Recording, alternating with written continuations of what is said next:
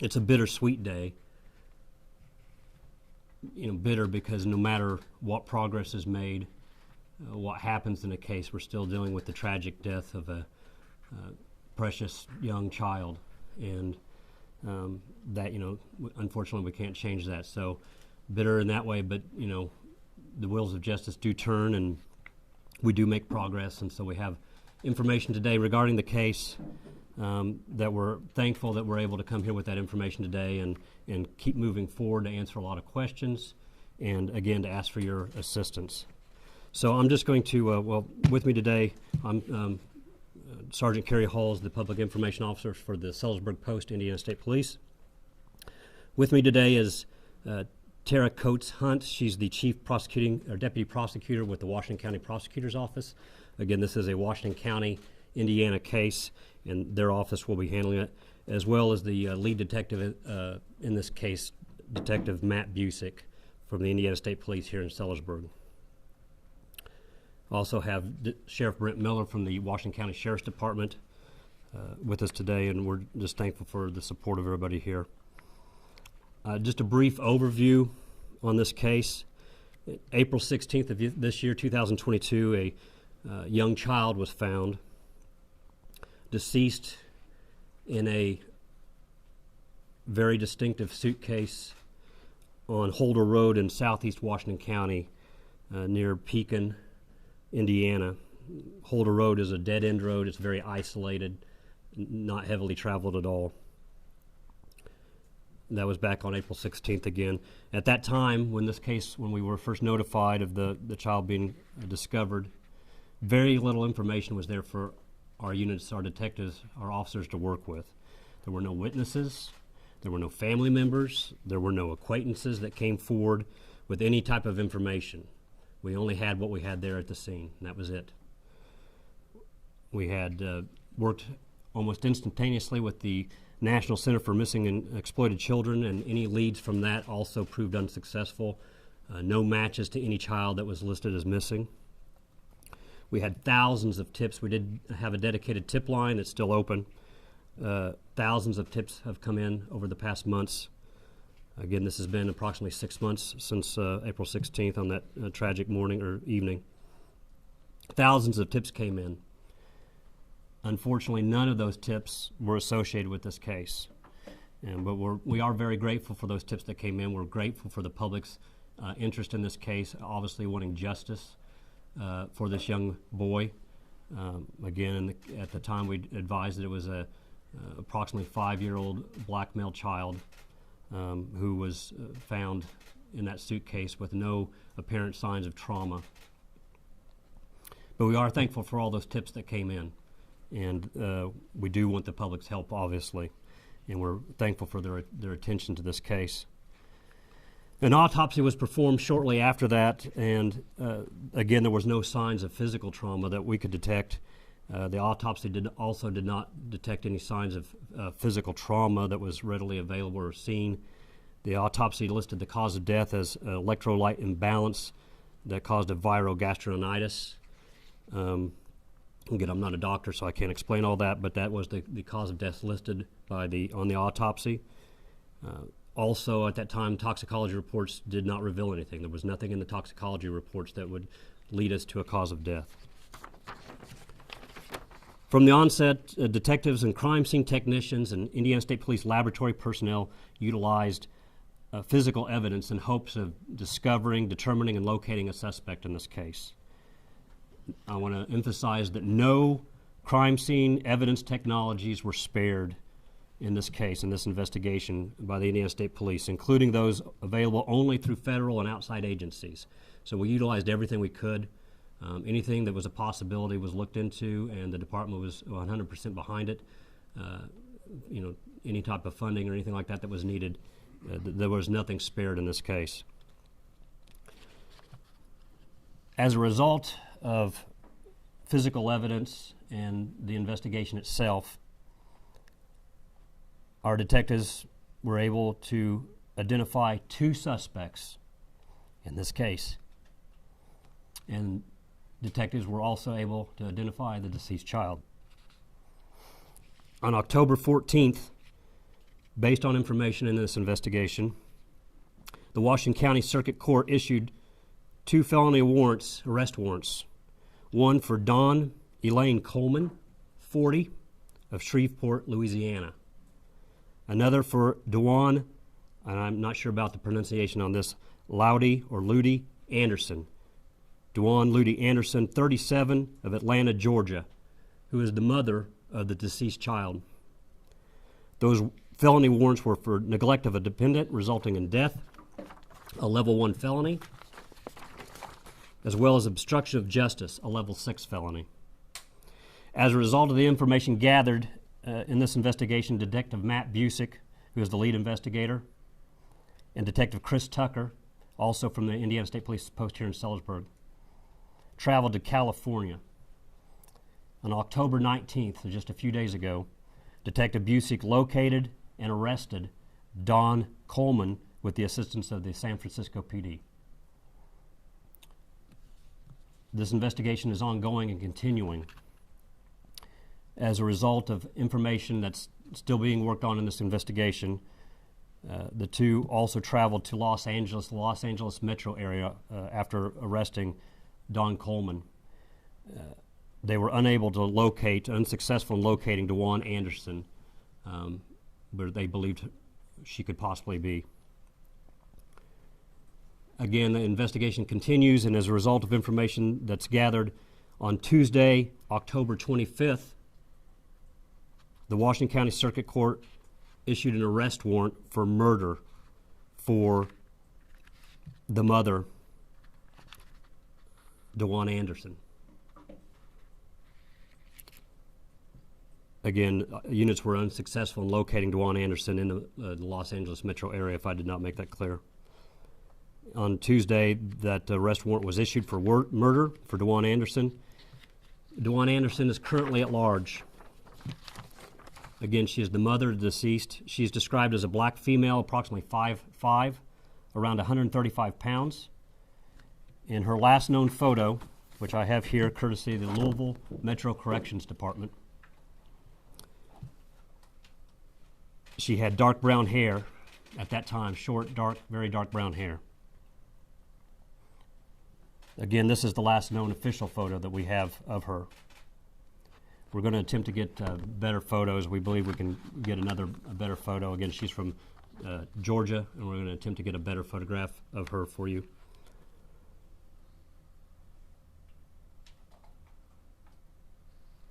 Dejaune Anderson is last known to have been in the Echo Park area of Los Angeles, California. But since this investigation began, she's traveled to several locations west, including Houston, Las Vegas, Los Angeles, San Diego, and San Francisco.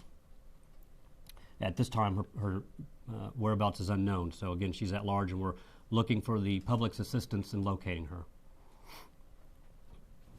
At this time, we can also identify, excuse me,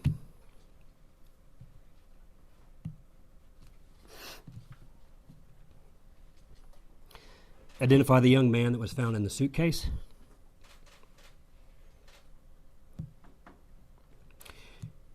He was Cairo Jordan. Cairo Jordan was from Atlanta, Georgia. He was 5 years old at the time of his death. And Cairo would have turned 6 this past Monday on October 24th. Again, Cairo Jordan, he was 5, from Atlanta, Georgia. The Georgia Bureau of Investigations has assisted us in this case as well, and they have made contact with his family members after we were able to get more confirmation that the boy was in fact Cairo, which this investigation has a lot of twists and turns, a lot of information. It may sound like it just moves methodically based on the information I read. So please know that this probable cause affidavit that we'll hand out has a lot of information. That's still just the tip of the iceberg. There's a lot of information in this case. So realize that we're still not going to be able to answer every in and out of this investigation, but we're giving you as much as we possibly can, and I will give you a copy of that probable cause affidavit. That probable cause affidavit is for Coleman, who again was arrested in San Francisco just a few days ago.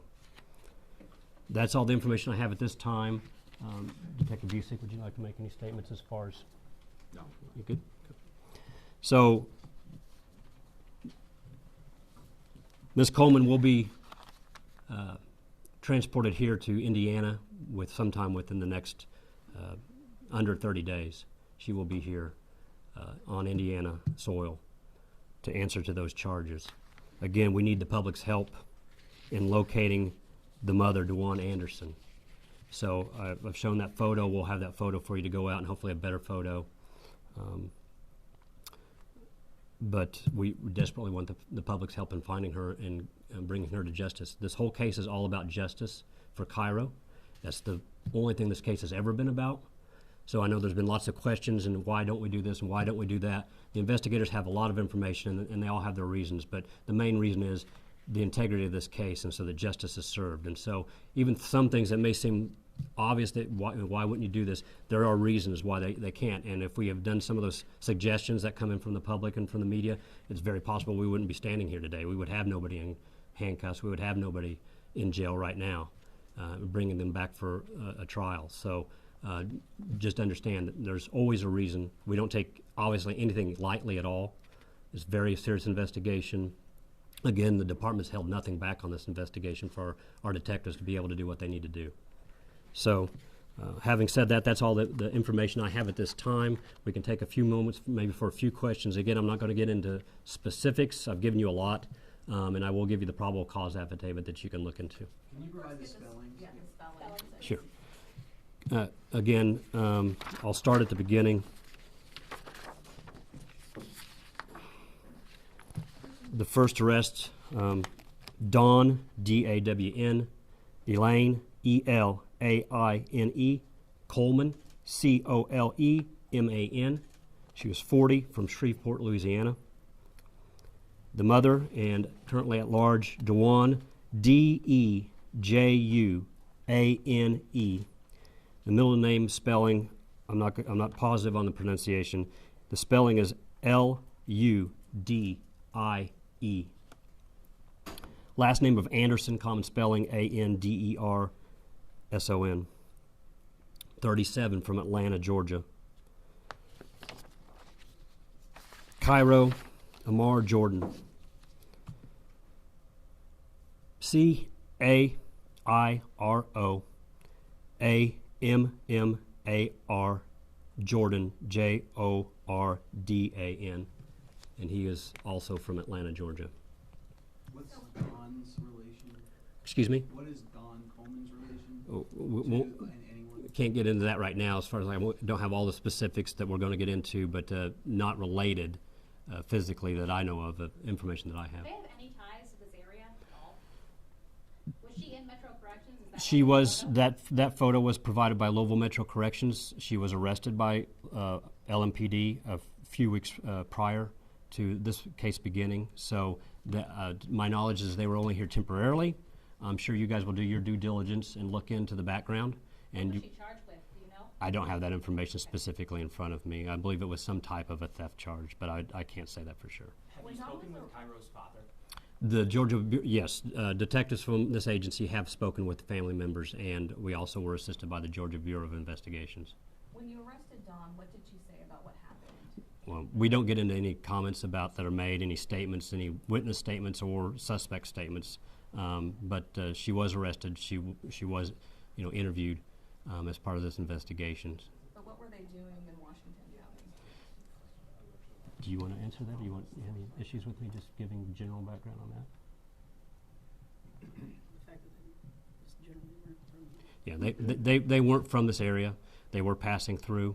Again, when you guys do your due diligence and investigating backgrounds, you'll probably come up with some accurate conclusions as to why they may have been in this area.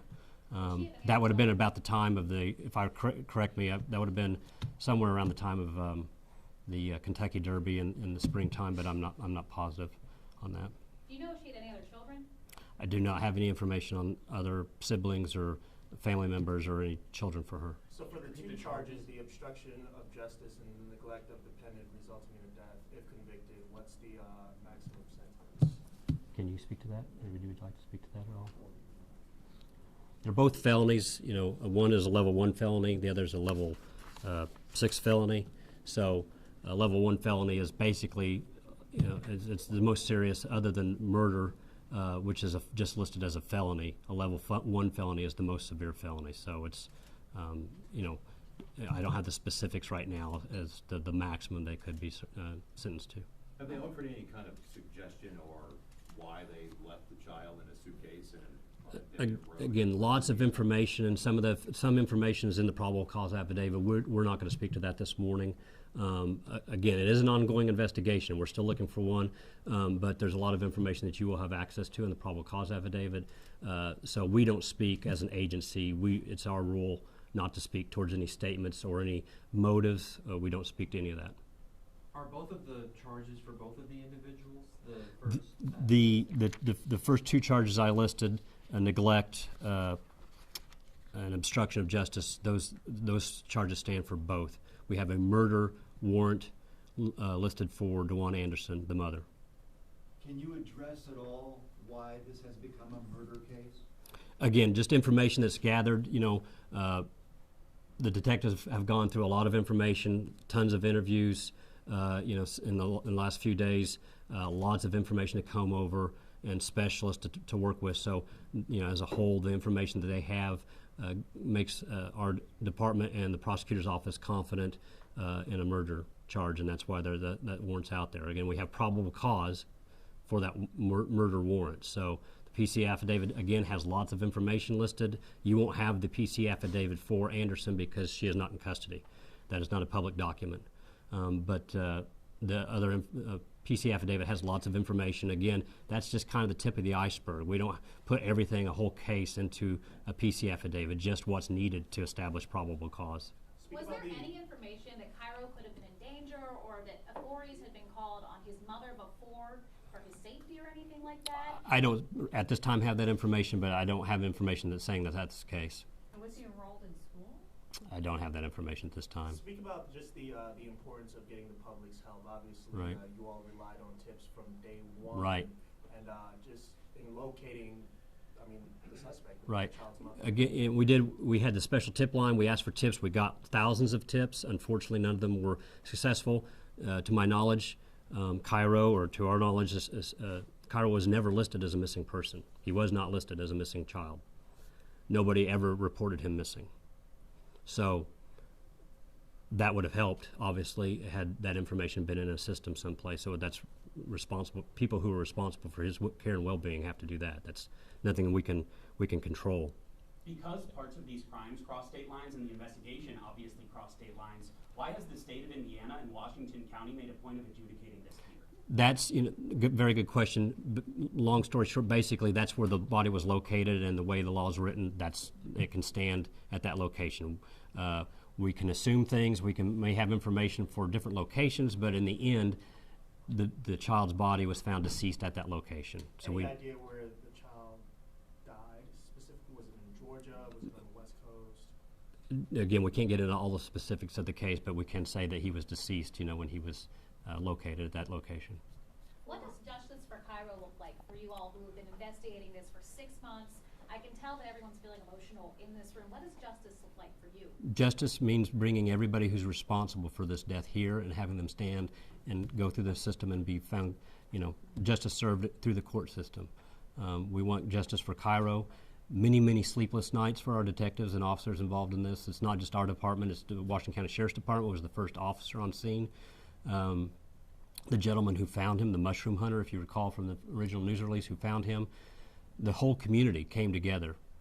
Many of you were there for the funeral where he was laid to rest and given a proper burial and the recognition that we could and the honor that we could for him at that time. So justice, for everybody means bringing those responsible for his death before the public to stand trial. The break in the case then was physical evidence that led first to the suspects or first to identifying Cairo?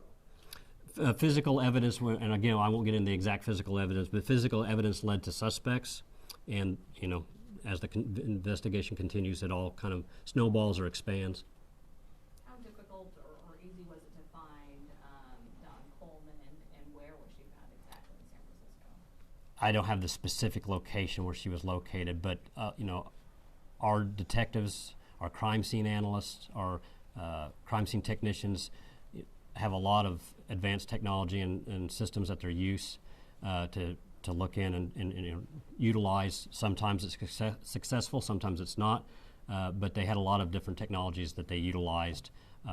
Specifically how they did that, I can't get into that, but just know that a lot of people were working on this case here, Indianapolis, all over, trying to assist in this. And what Are does you make aware it that so if difficult Cairo to- had, he was in his mother's custody at the time of his death? Say that one more time. Was he, did his mother have full custody of Cairo? I don't have specific information on the custody, legal custody, but obviously, with the charges, we know that he was with her. So, as far as who has physical, official, legal custody, I believe that could be the case, but I don't have that specific answer in front of me. How is it becoming so difficult to find the mother? What happened? You went to LA and then couldn't find her. Right. Again, sometimes it's just like anything else. Things change. They may have information that's available, and over time that information can stop.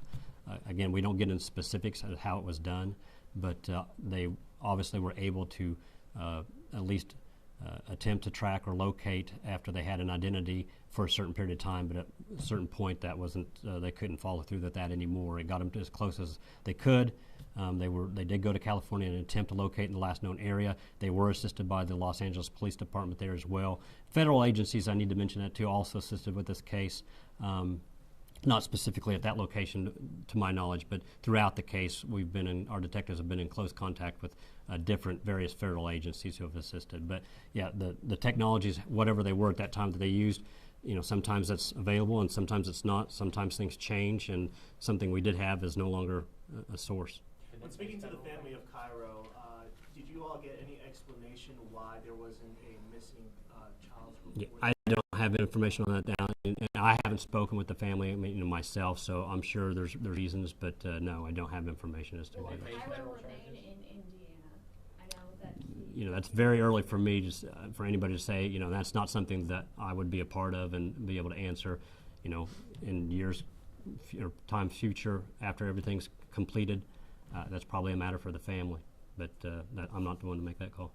I know this case has been personal for you. There have been sleepless nights for yourself and for so many others in your department and for the community, anyone who's a parent really watching this. How does it feel to finally be able to take a breath and read that boy's name? Well, we're not going to take a breath other than just, we're still in full stride on this investigation. So, yes, obviously, we've been looking, like I said at the beginning, bittersweet. Nothing's going to change the fact that Cairo is not with us, but we're very thankful for the information that we do have, and we can step forward. We've wanted from the get-go to be able to say we've identified this child and we've identified suspects, and we realize it takes time. But in the whole scheme of things, 6 months later, when we started with nothing other than what was in front of us in the woods that evening, and nobody came forward with any useful information. Not anybody's fault, but nobody could provide any information. Nobody that could provide information came forward. So they went from having nothing other than what lay there in front of them to a lot of answers in 6 months' time, and that really speaks well to our Detective Busick and our detectives and our crime scene technicians, our analysts, everybody involved. What kind of physical evidence led to this? Again, we don't get into specifics. You'll have information relied to you with the probable cause affidavit that will mention stuff, but we specifically don't mention that during. You mentioned resources beyond ISP. Could you talk about at least what those resources were that may have helped find? Again, there's numerous technologies that are out there. Some are very advanced, DNA technologies, those types of things. We have the technology within the United States Police for some of that, but there's even more advanced DNA technologies that were assisted by other agencies. Facial recognition technologies were utilized at one point by federal agencies. So again, multiple agencies assisted. Some of those have, especially the federal backing, they can do a lot of things that the state agency can't. So we were very thankful for that information and those abilities to help us. Would anyone from Washington County like to address how this has impacted your community and the way that your community really adopted this unknown boy? I mean, excuse me, I'm sorry. I can personally speak, and if Sheriff wants to, I'm also from Washington County. It was my pastor who led the service, the funeral service from my church. So the community really came together, and it was very emotional and traumatic. We had candlelight vigils, but it's impacted the community tremendously. Why is this child here? But Sheriff, would you like to say anything? I can only echo what you've said, Gary, about that and how that's impacted the community and everybody coming together, and we appreciate, all the hours that has been spent by the Indiana State Police and other law enforcement agencies, to identify this child and to identify suspects and to get at least one of those suspects in custody at this time. And hopefully with the help of the community, we'll be able to get the other suspect, in custody in a timely manner so that we can bring them both back here to Indiana to bring some closure to this case. Is Don Coleman being cooperative, would you say, in this investigation? I can't get into statements or anything like that at this time. So, again, you'll have information that's listed in the probable cause affidavit that may assist you in some of those questions. But yes, it's very traumatic. Again, I started to say earlier, a lot of sleepless nights, especially by the detectives involved. Detective Busick has spent numerous hours, and not just Detective Busick, but he is the lead investigator and has done an outstanding job. But all the detectives involved and the people involved in this case, so much information to comb over, to read through, to scan, to watch, hours upon hours. And obviously, the people at the scene, the events that they saw unfolded before them that evening. Sheriff Miller's deputy was the first on scene. Very traumatic, event for him. So it's affected the community as a whole very deeply. So I don't have any more specific comments. I think that covers what we want to say here today. So again, once we're done here, I will get the copies of the probable cause affidavit to each of you. But the number one thing at this point is we have a suspect that's at large. We have a murder warrant for Dejaune Anderson, and we need the public's help. No matter where you live, anywhere in the United States, possibly out of the country, we can use help locating her. So for Cairo, help us locate her for Cairo so justice can be served for him. Thank you.